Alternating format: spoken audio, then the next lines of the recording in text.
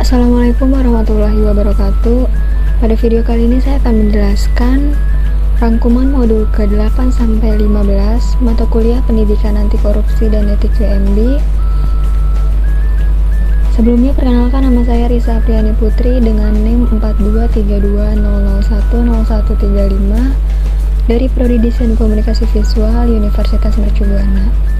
Judul dari ke-8 modul yang akan saya bahas yaitu profesi, profesionalisme dan kinerja, manajemen profesional, kedisiplinan, kearifan lokal, korupsi dan penyebabnya, pencegahan dan upaya pemberantasan korupsi bagian pertama, dan yang terakhir korporasi dan jenisnya. Yang pertama, saya akan menjelaskan dari modul ke-8 dulu, yaitu tentang profesi. Secara leksikal, kata profesi mengandung berbagai makna dan pengertian. Menurut Hornby, sebagaimana yang dikutip Udin Syaifuddin, kata profesi menunjukkan dan mengungkapkan suatu kepercayaan, bahkan suatu keyakinan atas suatu kebenaran, atau ajaran agama, atau kredibilitas seseorang. Lalu secara etimologi, profesi dari kata profession yang berarti pekerjaan, profesional yang artinya orang yang ahli atau tenaga ahli, lalu profesionalis yang artinya profesional. Kemudian secara istilah profesi bisa diartikan sebagai suatu bidang pekerjaan yang didasarkan pada keahlian tertentu. Lalu selanjutnya ada pengertian dari profesi. Profesi adalah suatu keahlian atau skill dan kewenangan dalam suatu jabatan tertentu yang mensyaratkan kompetensi atau pengetahuan, sikap, dan keterampilan yang tertentu secara khusus yang diperoleh dari pendidikan akademis yang intensif. Lalu kemudian ada istilah yang berkaitan dengan profesi. Yang pertama ada profesi. Profesi adalah jabatan atau pekerjaan yang menuntut keahlian dari para anggotanya.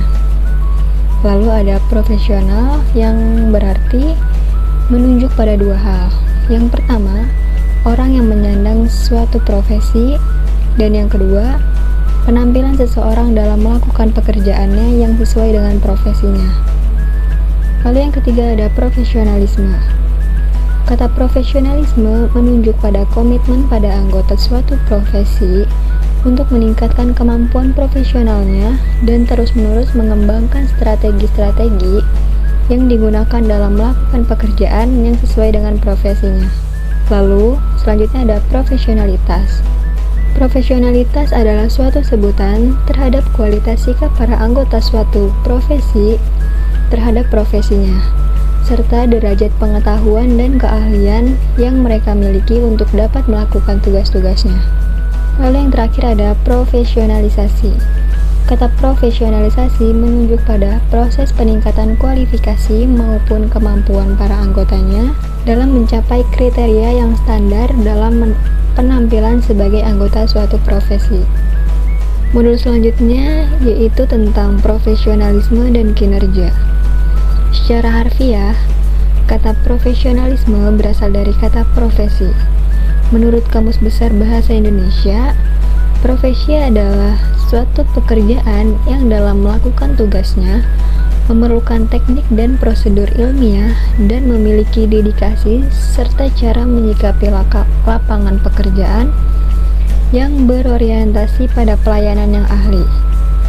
Lalu, apa aja sih karakteristik dari profesionalisme? Yang pertama ada equality, yaitu kesetaraan atau kesamaan, yang artinya perlakuan yang sama atas pelayanan yang diberikan. Lalu yang kedua ada equity, yaitu keadilan. Artinya, selain perlakuan yang sama kepada masyarakat, juga adanya perlakuan adil yang sama. Lalu yang ketiga ada loyalty atau loyalitas, yang artinya kesetiaan diberikan kepada konstitusi hukum, pimpinan, bawahan, dan rekan kerja. Lalu yang terakhir ada accountability atau akuntabilitas. Jadi setiap aparat pemerintah harus siap menerima tanggung jawab atas apapun yang ia kerjakan. Setiap pegawai harus memegang teguh kode etik dan prinsip-prinsip yang ditetapkan institusi. Lalu ada pengertian kinerja, bahwa kinerja pada sektor publik atau pegawai pada hakikatnya merupakan hasil kerja yang dicapai oleh seorang aparat pemerintah atau merupakan kontribusi yang diberikan oleh aparatur atau pegawai baik secara individu maupun kelompok terhadap instansi atau organisasi pemerintah dalam rangka mencapai visi, misi, dan tujuan yang telah ditetapkan. Selanjutnya ada karakteristik dari kinerja. Yang pertama ada prestasi, yang kedua percaya diri, yang ketiga pengendalian diri, dan yang keempat kompetensi. Standar kinerja perlu dirumuskan guna dijadikan tolak ukur dalam mengadakan perbandingan antara apa yang telah dilakukan dengan apa yang diharapkan. Kaitannya dengan pekerjaan atau jabatan yang telah dipercayakan kepada seseorang. Lalu apa sih hubungan dari profesionalisme dan kinerja pegawai? Jadi dalam usaha untuk mencapai suatu tujuan yang telah ditetapkan oleh suatu organisasi pemerintahan, salah satu hal yang harus ditingkatkan adalah kinerja dari pegawainya. Profesionalisme dalam bekerja merupakan salah satu faktor penting dalam diri seorang pegawai karena pekerjaan akan dapat diselesaikan dengan cepat jika pegawai sudah bisa berpegang pada prinsip yang ada. Semakin baik kinerja pegawai, maka semakin dekatlah organisasi dengan pencapaian tujuannya. Adapun hubungan antara profesionalisme dengan kinerja sekaligus menjadi landasan sampai sejauh mana pegawai menjalankan kegiatannya. Seperti apa yang diungkapkan oleh Djokrowinoto adalah profesionalisme berkaitan dengan aparat yang bekerja dengan memiliki inovasi dan mempunyai etos kerja yang tinggi. Lalu kita lanjut ke modul selanjutnya, yaitu modul ke-10 tentang manajemen profesional. Manajemen profesional menurut Louis Allen adalah sistem dalam organisasi yang memungkinkan berjalannya fungsi-fungsi manajemen, yaitu planning, organizing, leading, dan controlling. Penjelasan dan makna profesionalisme tidak bisa lepas dari 3 aspek, yaitu pengetahuan, keahlian, dan sikap mental.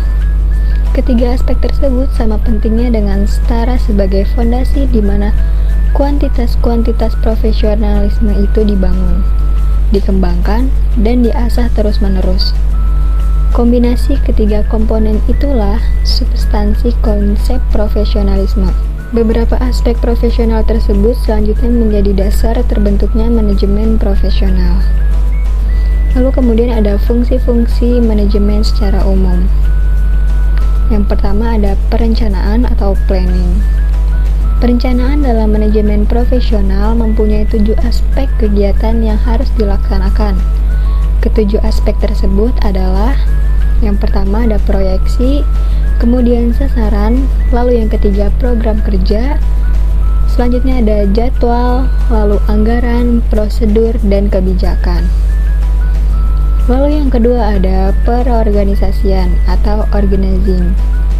Perorganisasian dalam manajemen profesional terdiri dari 3 aspek yang rinciannya adalah sebagai berikut. Yang pertama, mengembangkan struktur organisasi. Yang kedua, pendelegasian wewenang dan tanggung jawab. Lalu yang terakhir ada memantapkan hubungan kerjasama. Lalu yang ketiga ada penggerakan atau leading. Rincian kegiatan penggerakan adalah sebagai berikut. Yang pertama adalah pengambilan keputusan, lalu komunikasi, yang ketiga motivasi, selanjutnya ada seleksi orang, dan yang terakhir pengembangan sumber daya manusia. Lalu yang keempat ada pengawasan atau controlling. Kegiatan pengawasan dalam manajemen profesional meliputi beberapa tahapan yang antara lain sebagai berikut. Yang pertama, menetapkan standar kerja. Yang kedua, mengukur prestasi kerja. Yang ketiga, evaluasi prestasi kerja. Dan yang terakhir, mengoreksi hasil kerja. Lalu kita lanjut ke modul 11, yaitu tentang kedisiplinan. Disiplin adalah tata tertib seperti di institusi pendidikan, di kantor, di kemiliteran, dan sebagainya. Ketaatan pada peraturan tata tertib dan bidang studi yang dimiliki objek dan sistem tertentu. Sedangkan secara etimologis, kata kedisiplinan berasal dari kata Latin yaitu discipulus, yang berarti siswa atau murid.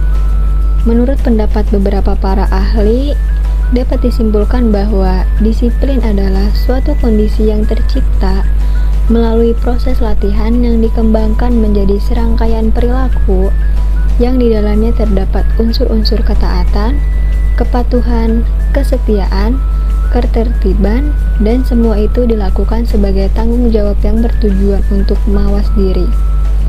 Sedangkan kedisiplinan adalah suatu sikap menghormati, menghargai, patuh dan taat terhadap peraturan yang berlaku, baik tertulis maupun tidak tertulis, serta sanggup menjalankan serta siap menerima sanksi-sanksinya apabila melanggar peraturan tersebut. Lalu macam-macam kedisiplinan. Yang pertama ada disiplin sikap, yang kedua disiplin waktu, dan yang ketiga disiplin belajar. Unsur-unsur dalam penanaman kedisiplinan. Yang pertama ada tempat dan penanaman kedisiplinan. Yang pertama ada keluarga, institusi pendidikan, dan masyarakat. Lalu ada cara-cara penanaman kedisiplinan. Metode atau cara yang baik berarti pembinaan tersebut telah disesuaikan dengan keadaan dan kemauan orang yang dibina serta harapan pembina. Lalu kita lanjut ke modul ke-12, yaitu tentang kearifan lokal. Menurut Kunjaraningrat, kebudayaan adalah seluruh sistem gagasan, tindakan, dan hasil karya manusia dalam rangka kehidupan masyarakat yang dijadikan untuk pedoman bangsa Indonesia belajar. Lalu ada pendapat dari Ki Hajar Dewantara yang mengatakan bahwa kebudayaan adalah buah budi manusia, yakni alam dan zaman, atau kodrat dan masyarakat. Dalam perjuangannya yang terbukti kejayaan hidup manusia untuk mengatasi berbagai rintangan dan kesukaran di dalam hidup dan penghidupannya guna mencapai keselamatan dan kebahagiaan yang pada akhirnya bersifat tertib dan damai. Lalu ada kearifan lokal berasal dari kata arif. Menurut Kamus Besar Bahasa Indonesia, arif memiliki dua arti. Yang pertama, tahu atau mengetahui, dan yang kedua, cerdik, pandai, dan bijaksana. Kata arif jika ditambah awalan ke dan akhiran an menjadi kearifan, berarti kebijaksanaan, kecerdikian, sebagai sesuatu yang dibutuhkan dalam berinteraksi. Lalu ada kata lokal. Kata lokal yang berarti tempat atau pada suatu tempat tumbuh, jadi dapat diartikan kearifan lokal sebagai kearifan dalam kebudayaan tradisional suku-suku bangsa. Kearifan dalam arti luas tidak hanya berupa norma-norma dan nilai budaya, melainkan juga segala unsur gagasan termasuk yang berimplikasi pada teknologi, penanganan kesehatan, dan estetika. Lalu kita lanjut ke modul ke-13 tentang korupsi. Sebelumnya pengertian korupsi. Kata korupsi berasal dari bahasa Latin yaitu corruptio corrumpere yang artinya busuk, rusak, mengoyahkan, memutar balik, atau menyogok. Menurut Dr. Kartini Kartono, korupsi adalah tingkah laku individu yang menggunakan wewenang dan jabatan guna mencari keuntungan dan merugikan kepentingan umum. Jadi korupsi itu merupakan gejala salah pakai dan salah urus dari kekuasaan demi keuntungan pribadi, salah urus terhadap sumber-sumber kekayaan negara dengan menggunakan wewenang dan kekuatan-kekuatan formal, misalnya dengan alasan hukum dan kekuatan senjata untuk memperkaya diri sendiri. Tindak pidana korupsi dalam perspektif normatif. Tindak pidana korupsi itu dapat dilihat dari dua segi, yaitu korupsi aktif dan korupsi pasif. Lalu kita lanjut ke modul yang terakhir, yaitu modul ke-14 dan 15 tentang pencegahan dan upaya pemberantasan korupsi bagian pertama dan korporasi dan jenisnya. Pengertian dari korporasi. Korporasi adalah nama suatu badan hukum, suatu perseroan, suatu perserikatan orang yang lainnya atau suatu yayasan. Sedangkan Undang-Undang Tindak Pidana Korupsi atau UU Tipikor dan Undang-Undang Anti-Terorisme mendefinisikan korporasi sebagai kumpulan orang atau kekayaan yang terorganisasi, baik merupakan badan hukum maupun badan bukan hukum. Lalu ada jenis-jenis korupsi korporasi. Keterbatasan cangkupan aspek korupsi yang diatur dalam undang-undang yang berlaku, khususnya pada sektor swasta, menimbulkan kesenjangan nyata dalam penanganan tindak korupsi. Paling tidak terdapat 6 alasan perlunya sektor swasta menangani kasus korupsi secara serius, baik tindak penyuapan, pencucian uang, atau tindakan korupsi lainnya. Pertama, ada bisnis dapat dikembangkan jika memiliki akses ke pasar internasional, sehingga untuk mendapatkan akses tersebut perlu kesesuaian dengan standar praktek bisnis di tingkat internasional. Lalu yang kedua, ada tata kelola yang baik dapat meningkatkan kredibilitas perusahaan di mata investor dan akses perolehan modal baru. Lalu yang ketiga, ada kinerja perusahaan merupakan cerminan dari tanggung jawab manajemen kepada konsumen dan pemegang saham. Lalu yang keempat, perusahaan yang terjerat kasus korupsi menanggung kerugian akibat investigasi penegak hukum. Lalu yang kelima, korupsi memiliki resiko runtuhnya reputasi perusahaan. Dan yang keenam, tanggung jawab atas reputasi tersebut tidak hanya berimplikasi pada perusahaan secara umum, namun juga pimpinan perusahaan secara pribadi. Lalu selanjutnya ada jenis korupsi di korporasi menurut UNCAC. Yang pertama ada penyuapan atau bribery. Suap atau bribe adalah suatu tindakan dengan memberikan sejumlah uang atau barang atau perjanjian khusus kepada seseorang yang mempunyai otoritas atau yang dipercaya. Contohnya para pejabat, dan membujuknya untuk merubah otoritasnya demi keuntungan orang yang memberikan uang atau barang atau perjanjian lainnya. Lalu yang kedua ada pencucian uang atau money laundering. Pencucian uang atau money laundering adalah suatu upaya perbuatan untuk menyembunyikan atau menyamarkan asal-usul uang atau dana atau harta kekayaan hasil tindak pidana melalui berbagai transaksi keuangan agar uang atau harta kekayaan tersebut agar tampak seolah-olah berasal dari kegiatan yang sah atau legal. Inti dari pencucian uang adalah mencuci uang kotor yang didapat dari kegiatan ilegal atau hasil kejahatan seperti mencuri, merampok, menipu, korupsi, bisnis ilegal, agar setelah dicuci, uang tampak bersih dan seakan-akan diperoleh dengan cara yang legal dan halal. UNCAC mendefinisikan money laundering sebagai yang pertama, konversi atau pemindahan aset yang bertujuan untuk menutupi atau menyembunyikan asal-usul aset atau termasuk membantu pihak yang terkait dengan tindak pencucian uang. Lalu yang kedua, menutupi atau menyembunyikan tujuan, sumber, lokasi, penempatan, pergerakan, atau kepemilikan aset. Dan yang terakhir ada perolehan, pemilikan, atau penggunaan aset dengan mengetahui status aset tersebut. Sekian penjelasan rangkuman modul ke-8 sampai 15 mata kuliah Pendidikan Anti Korupsi dan Etik UMB. Kurang lebihnya mohon maaf. Wabillahi taufiq wal hidayah. Wassalamualaikum warahmatullahi wabarakatuh.